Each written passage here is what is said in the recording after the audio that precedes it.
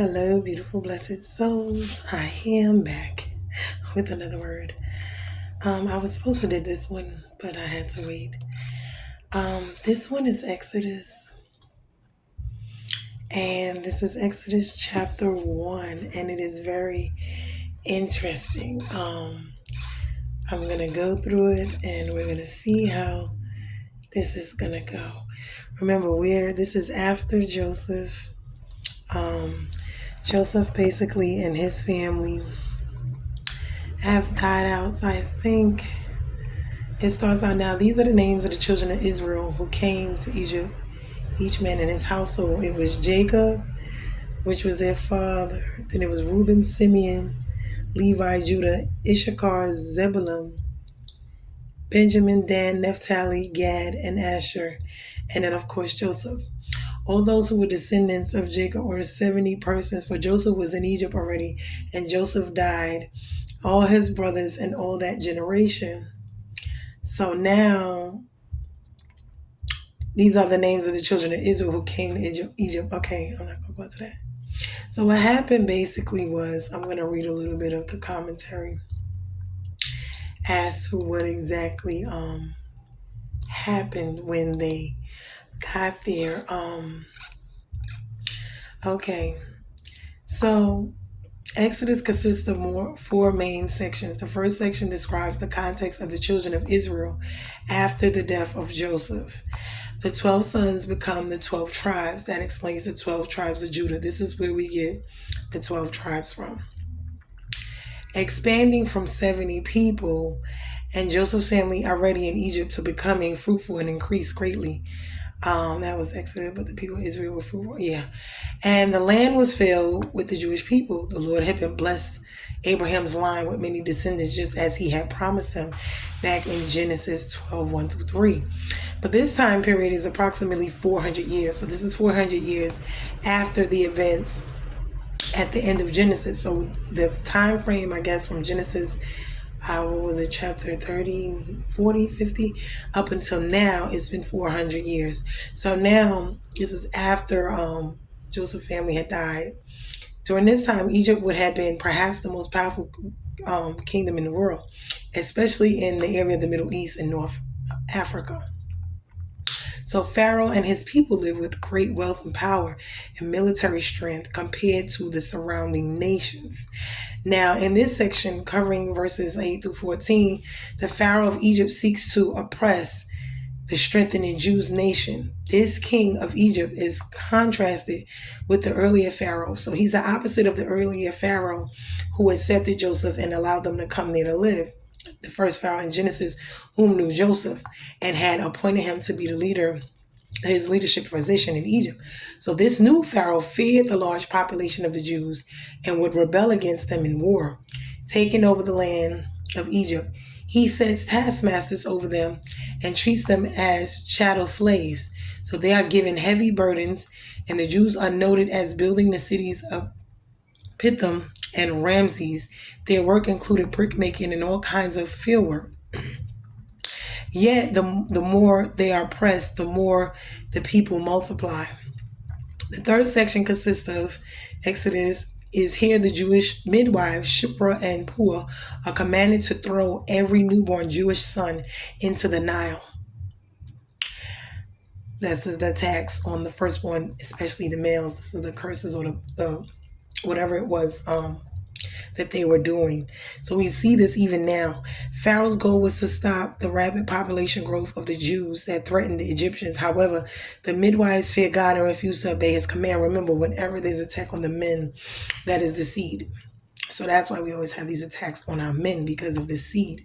Without the seed, they can't grow, because the women, we can't produce seed. We only carry the seed. So when Pharaoh confronts the two women, they lied, claiming the Jewish women gave birth to the children before their arrival. Therefore, they did not know about many of the males that had been born. God will bless their desires to protect the Jewish children and provide the midwives with families of their own. The final section of the chapter is really only that. The last verse, Pharaoh repeats his command not only to the midwives but to all of the people, was to cast every newborn Jewish male into the Nile River. He no longer relied on the midwives to carry out his command, but required all of the subjects to enforce this evil law. The entire Jewish nation was in turmoil. How would they survive this wicked ruler? This fearsome context prepares the readers for the next chapter in which Moses will be born, facing death from the start of his life. So I'm going to read, that was the commentary, but it was, I'm going to go and read some of what this ruler was doing. So now there arose a new king over Egypt who did not know Joseph, and he said to his people, behold, the people of Israel are too many and too mighty for us. Come, let us deal shrewdly with them, lest they multiply. And if war breaks out, they join our enemies and fight against us and escape from the land. Now, this sounds like I said, these evil, wicked people, they sound a lot like the people we deal with today. I believe these Jewish people, which I've already been looking through, and we see black, and he reads the 400 years. All of this makes so much sense. Therefore, they set taskmasters over them, slave people to be over them, to afflict them with heavy burdens. They built for Pharaoh stores, cities, Pithom and Ramses, but the more they were oppressed, the more they multiplied, and that pissed him off. Because see, the more you try to do stuff to people, especially God's people, he's only going to continue to bless them. You can't stop him from blessing them.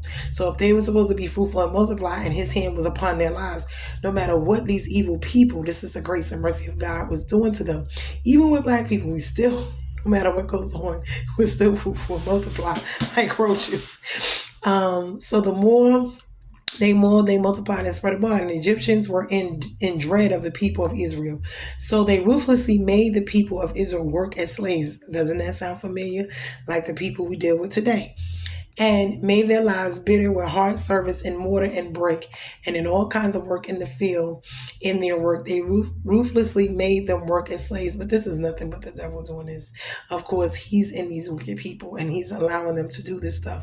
This is also where they're going to, because they worship all of these gods. And remember, up until this point, the children of Israel only had one God, and that was the command that he gave them from the beginning, not to serve any other gods. But this is where we get all this Indian and African and all that so-called ancestry history that everybody keeps talking about that's ours. No, it was never ours. It was these people. And because they did these things and they made us do certain things, we adopted, or they adopted these things from them. But that was not the original God, so we must pay attention. So then the kingdom of Egypt said to the Hebrew midwives, one of them whose name was Shipra and the other was Puah, when you serve as midwives to the Hebrew women and see them on the birth stool, meaning and born to their children, meaning literally in labor and delivery, if it is a son, you should kill him. This is what they told them to do. But if it is a daughter, she shall live. Why? Because you can't produce without males. You need males. Don't we see this today? Right. But the midwives feared God and did not do as the king of Egypt commanded them, but let the male children live. So the king of Egypt called the midwives and said to them, why have you done this and let the male children live? The midwives said to Pharaoh, because the Hebrew women are not like the Egyptian women, for they are vigorous and give birth before the midwife comes to them, meaning they already pushed the baby out. So God dealt well with the midwives, and the people multiplied and grew very strong. So because of that, God blessed them. So whoever blessed the children of Israel, God blessed them, and whoever cursed them, he would deal with them. So God, because the midwives feared God, and he gave them families of their own. Then Pharaoh commanded all his people, every son that is born to the Hebrews, you shall cast into the Nile, into the river, meaning kill them. But you shall let every daughter live. Why? Because that is their way of keeping population control.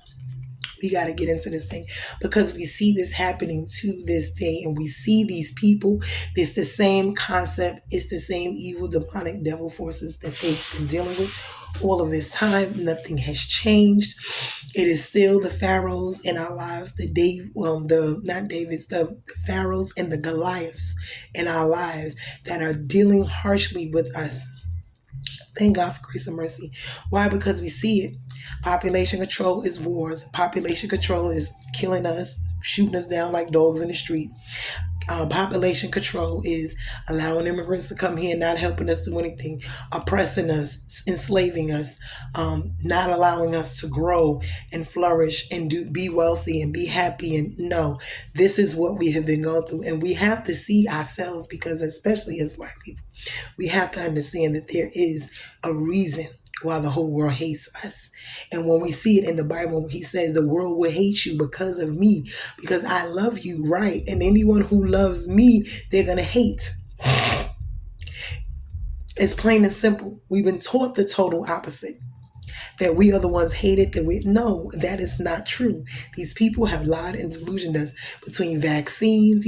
Every law is to oppress us, is to not help us. We see this in government. They sit there and lie to us, never help us do anything. They help every other race. They help every other people.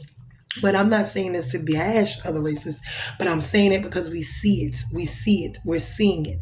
And because we are seeing it, we have to know that God is coming back for his people. But we ourselves must understand, in order to still be his people, we ourselves, because we have turned our backs on God for other gods. So black people, wake up.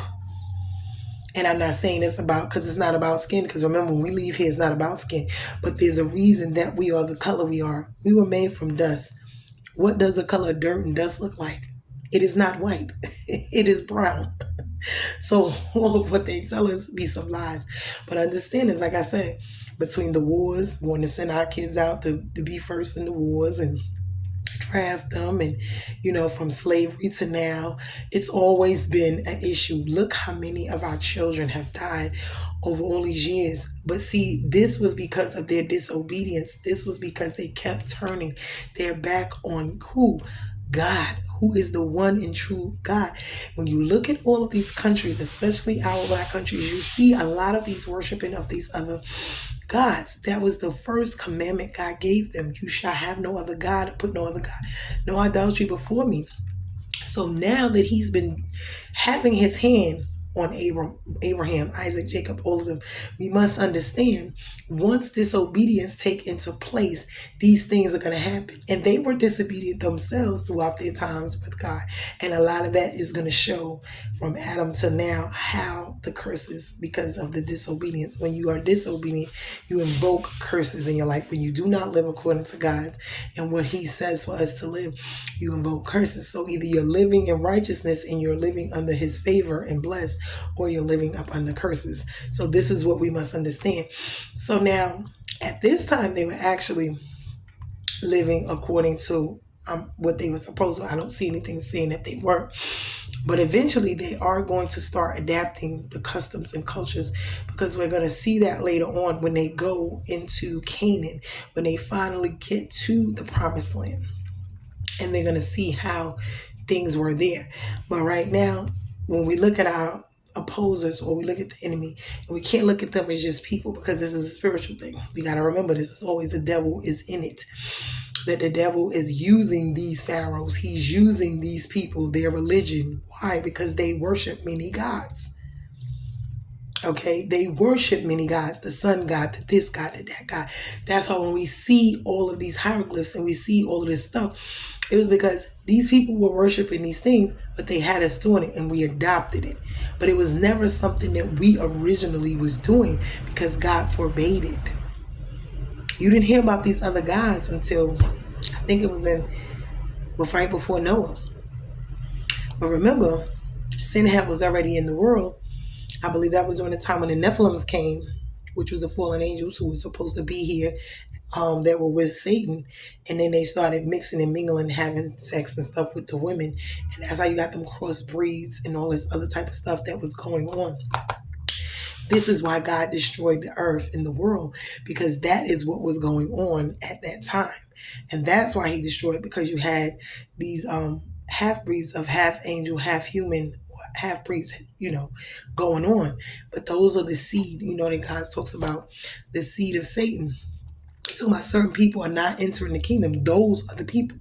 And some of them who practice all this stuff, depending on how much they have gotten themselves into, and if they cross-contaminated their blood. Remember, even with Satan, there's blood sacrifices, there's Freemasonry, they do the blood with each other. They said even when the people were doing, I forget, it was the mob and stuff, they would do some special blood ritual. All of those type of things are mixing your blood with Satan's blood. Remember, we're not supposed to eat or drink or deal with blood at all because God forbade it. You see what I'm saying? So there's a lot of things that these folks are doing, as we can see. And this is how we are getting ourselves caught up in stuff that we're not supposed to be caught up in.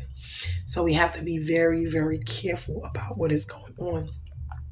Like I said, I find it very interesting that we've seen the same patterns, and these things are going on from way before we even thought about.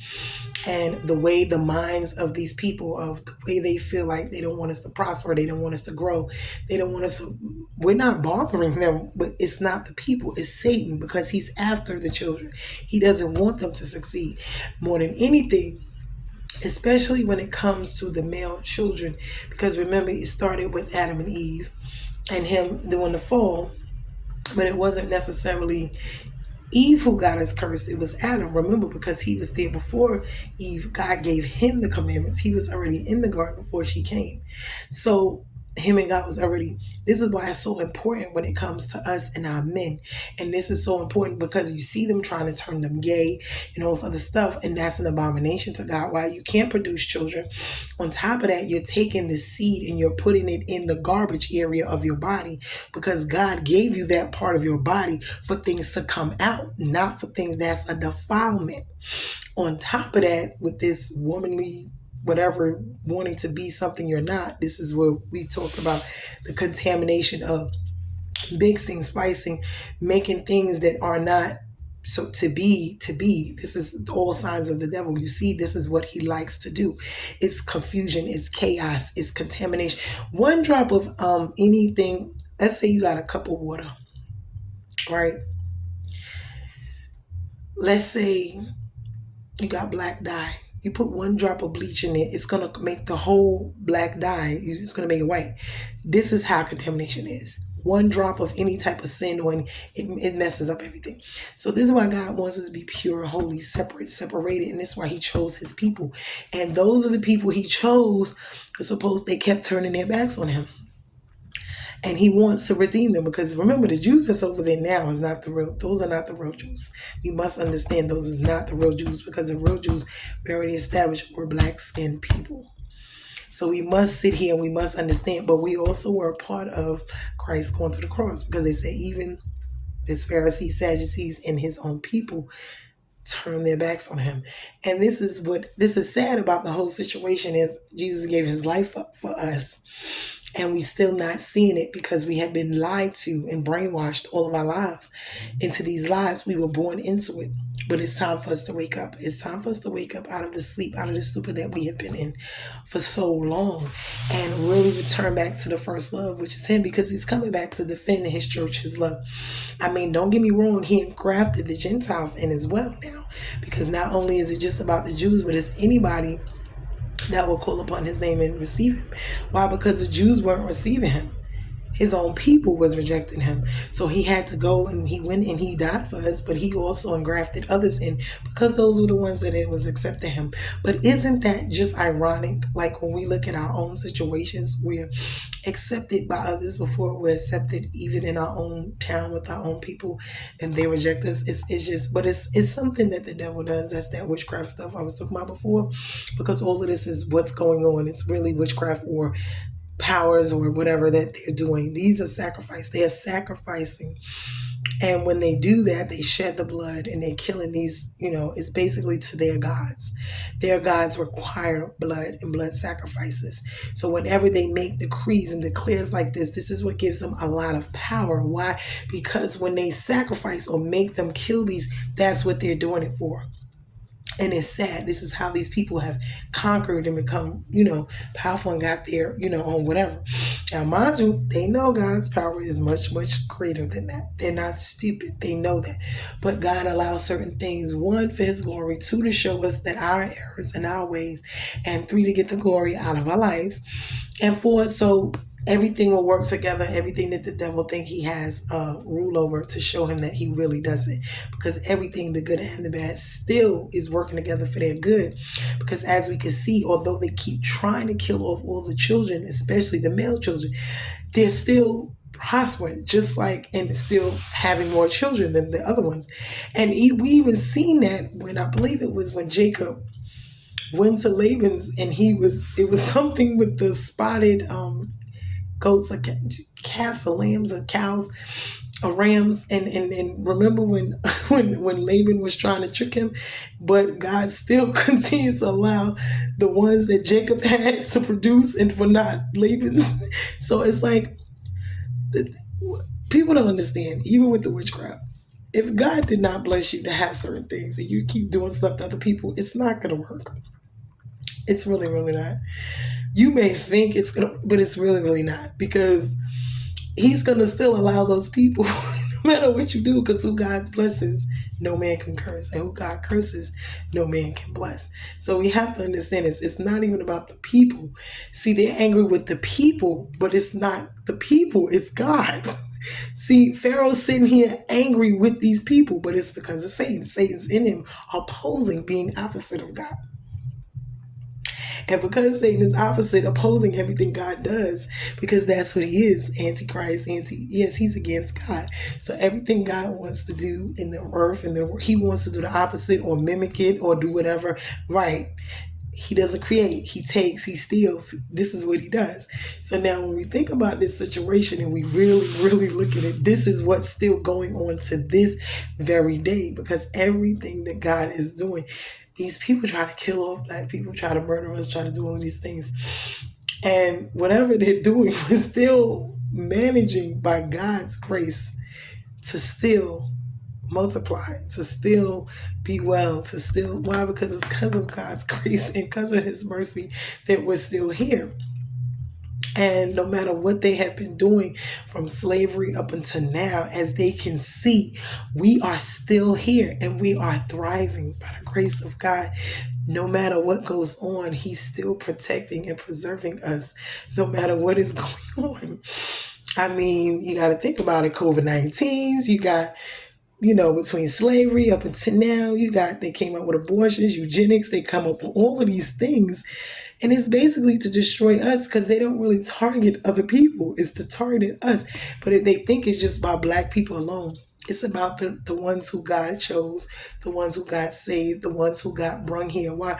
Because the devil knows that his opposition is against us, because we're the ones that's going to reign.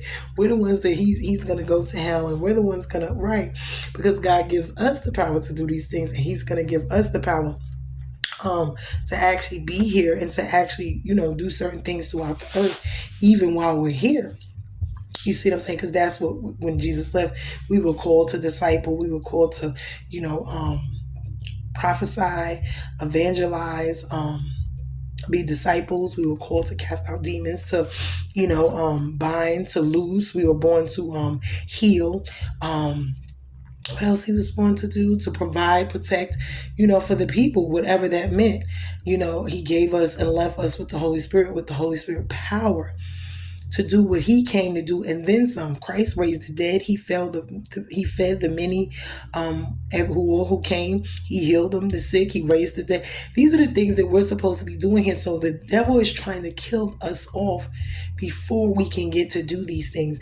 And they like to do it in the infancy stage. If they can get you before you're born or while you're a child, and they can do certain things, this is what happens. They try to wipe out your destiny, swap it, give it to someone else, kill you off, do whatever it is, so they can stop you, because they know if they don't stop you, then there's a chance that you will go on to do exactly what Moses did when he was born, exactly what Abraham did, what Isaac did, Jacob did. They all were successful, at doing what God appointed them to do from birth. Remember, before they were born, God already knew them. He already knew the plans. That's why with certain ones they thought, between Esau and Jacob, it was like he was like, no, it wasn't going to be Esau. It was going to be Jacob. See what I'm saying? So even with Moses and Paul and Peter and Simon and all of these, Jeremiah, all of these, David, when you look at their lives, you will start to see that the devil was after them from children, trying to kill them, whether it was sickness, disease, whether it was things like this, whether abortions. Please, people, please pay attention. Abortion is another way that they have really, and it is against the word, but there's another way there, because 50% of the children, especially black children, they say are aborted. And this is sad and it's crazy. And why? It's because of what? Planned Parenthood. You got what is it, birth control, all of these things. But I understand, because it's what it is the fear of having all of these children and not being able to take care of them. Why? Because they oppress us so bad. But we're not supposed to live for the things of the world. I just did a video like that. I just did one before this about that. And because of that, you see what I'm saying? We're not supposed to live with it. We're supposed to rely on God to provide and protect. Just like right now, the storm is down there in the Carolinas and stuff like that, and I believe in Florida and a couple other places that got hit kind of hard. And these people are facing the reality of job or no job, food or no food, money or no money.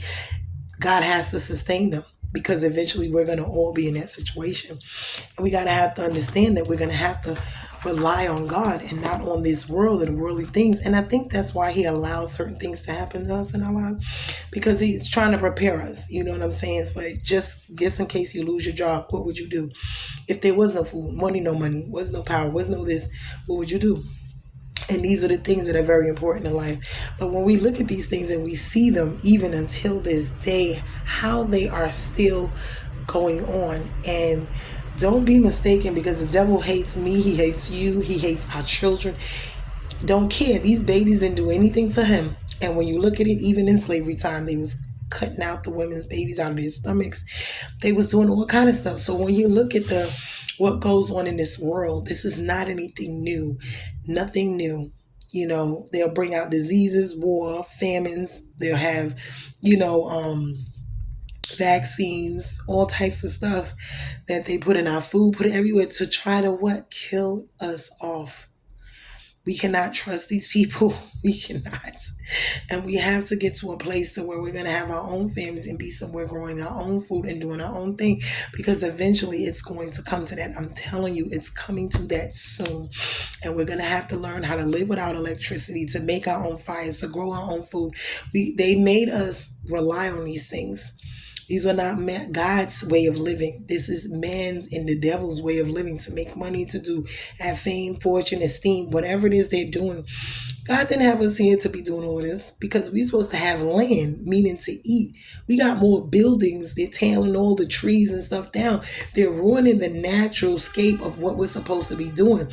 But eventually what is going to happen is, between the food and all of that running out. Listen, you see it. There was famine in Jacob's time, in Joseph's time, where he was appointed to be over the famine and the drought, where there was no food and they had to gather during the time of plenty, so that when it was the time of lack, that they would have. So we got to understand there were pestilence, meaning wars, breaking out. There was diseases.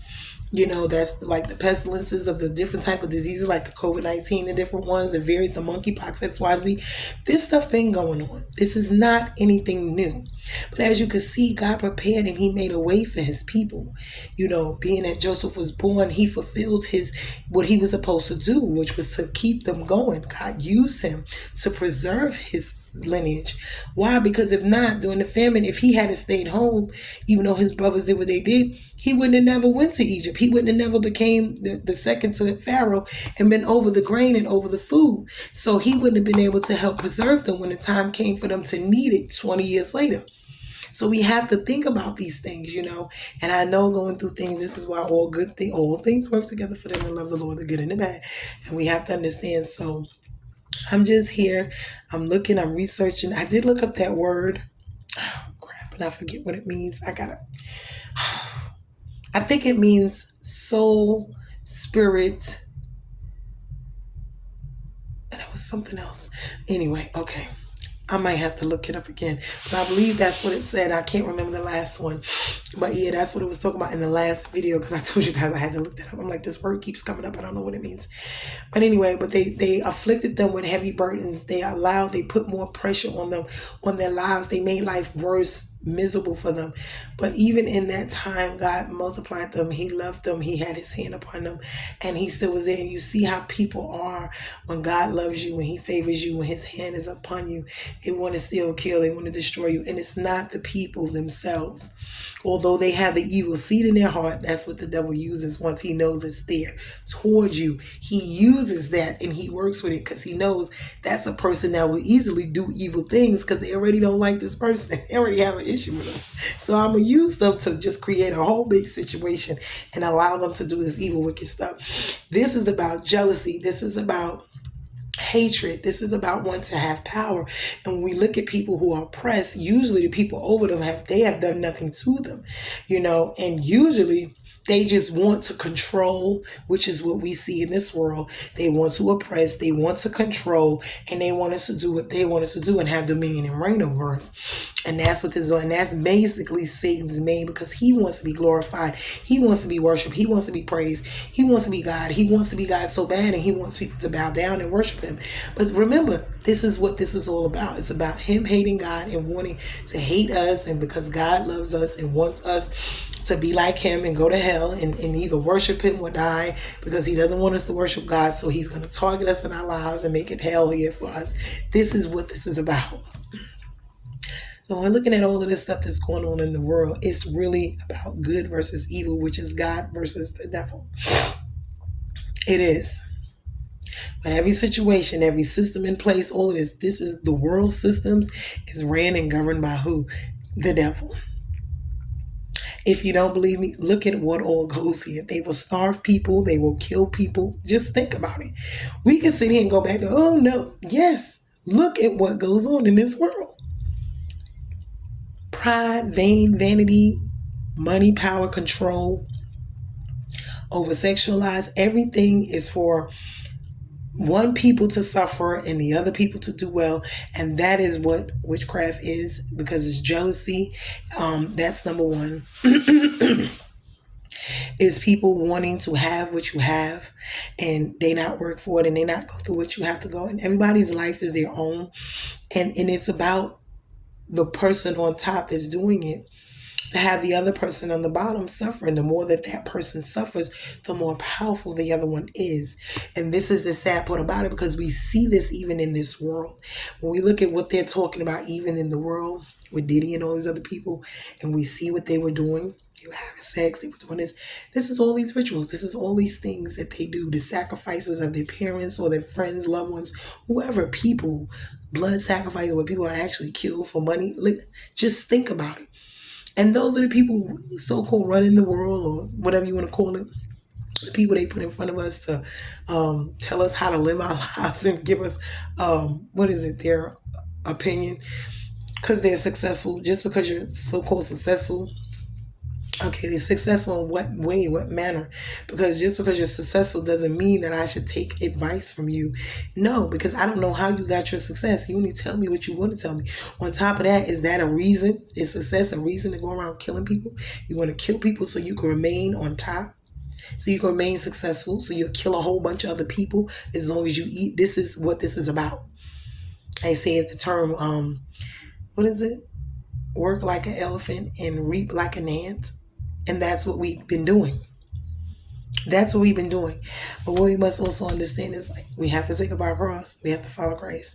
We have to endure to the end, because that's what it's all about. He is going to protect his people. He's going to provide. He's going to protect his people regardless of what's going on. But we have to be in him, because if we're not in him, he's only protecting his. He's not coming back for everyone else. He's coming back for his own people who love and serve him. He's going to provide and protect them. Now, if it has to come to giving up your life, you may have to, because that's your service. God, Christ gave his life up for you. But I feel like this is what I really want to be here during that time. No, I would rather leave here anyway. Too much going to be going on. But anyway, I hope that this message helps somebody. It really helped me. It's letting me see exactly what was going on, and exactly even now, like I said, how the war is on men, and it's been on men. And this is why we don't have enough men to provide and protect. And this is why we don't have, enough men with sharing work, because they're killing them off.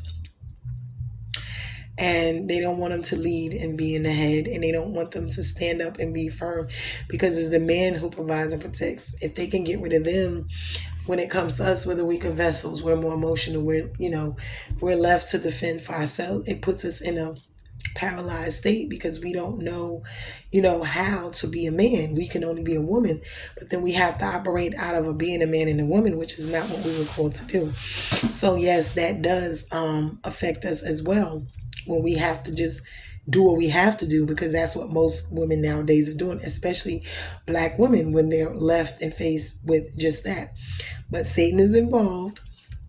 And it's also these men, because we have choices that we have to make, and we have to be honest with ourselves, us as women and them as the men. As to the choices that we're making, are they godly decisions that we're making? Are they godly choices, that we're making in our lives and for, our people? Because our lives are not just for us, they're for our families. It affects our families, our friends, whatever we're doing. We could say that our lives is our own, but in all actuality, when things happen, it affects them too. People that you are attached to. So it's not just about us. And it's so important that we understand these things. So the war on men, especially when I look at us and I look at these people, and I believe and I know in my heart that these people are Black people, and I see the same patterns to this day. I see the same patterns. And they've had the Willie Lynch letter. We was talking about it, and I believe they had it up the other day. And it's the Willie Lynch letter. It's all of these things. You need to look that up and read it for yourself, because it explains a lot. But there's a lot. Like, there is so much. But they get this stuff because they say the Bible's not real, it's not true, it's not this, and it's nothing but lies. Everything has been in the Bible. If you look at the prophecies of the Bible, more than half of them have already been fulfilled. It's about the Nile drying up. All of these things are, end time prophecies where Christ is coming back, and is showing us in the Bible exactly how these things are happening. It's not, God is not thrown off by it. He already knew these things was going to happen. So we are bruised, we're not broken. We are here, grace and mercy. Thank God for everything that He does. I know it's not even always the way we want or like it to be, but I be asking God sometimes myself, does it have to really be this way? It is what it is. We're bruised, not broken. I just ask that you like, share, and subscribe. I do not ask for money. God is my provider. He is my keeper. I love you guys. And until the next video, I'm not sure if I'm going to do any more yet today. I'm trying to see what God got going on. If I'm supposed to get some more out. If I'm not, supposed to wait. But we'll see. Actually, yeah. I got like 2 or 3 more. Okay, I might. I'm going to see. All right, love you guys later. Like, share, and subscribe.